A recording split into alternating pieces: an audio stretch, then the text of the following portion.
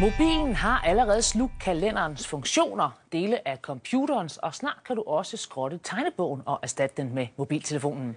Og det er en fordel for små virksomheder, der slipper for at investere i dyre dankortterminaler. En udgift, som pølsemand Henrik Hjortøj er sluppet for.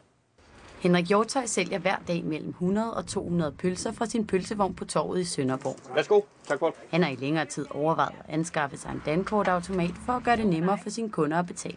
Men indtil nu har prisen afholdt ham fra at gøre det. Det er jo for dyr en løsning med dankortterminalen. Selv de lejeaftaler, jeg har hørt om, er forholdsvis dyre. Og en lille bæk som min, jeg tjener aldrig de penge hjem igen. For en måned siden blev det muligt hos Henrik Hjortøj at betale pølser med kort. Det er kortlæseren. Stikker den ind i bunden i sin iPhone.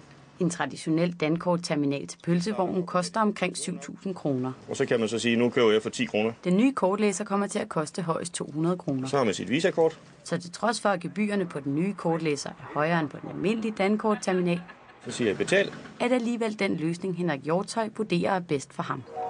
Det er billigt. Det er smart, jeg kan have det med i lommen. Det fylder ingenting. Det er jo højteknologisk pølsevogn.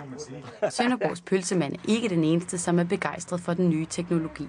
På den anden side af disken er kortlæseren også blevet taget godt imod. Jeg synes, det er meget smart, hvis man har en lille forretning eller noget, især som pølsemand her. Super genialt. Og jeg tror, det gør det noget nemmere at komme her, så er du fri for at tænke på, at du skal have kontanter med sig. Det er fremtiden. Ingen tvivl om det. Og ja, stamgæsterne er positive i dag, men de er ikke i tvivl om, hvordan sikkerheden kan blive helt i top. Med kortlæseren er PIN-koden nemlig skiftet ud med en underskrift. Jeg håber, det er sikkert. Jo. Hvis de kunne få en kode på, så var jeg 100%.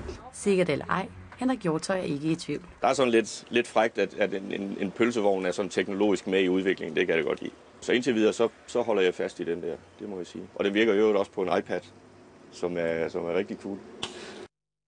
Nets, der tidligere hed PBS, anser ikke den nye kortlæser som en konkurrent, men siger, de nøje følger udviklingen.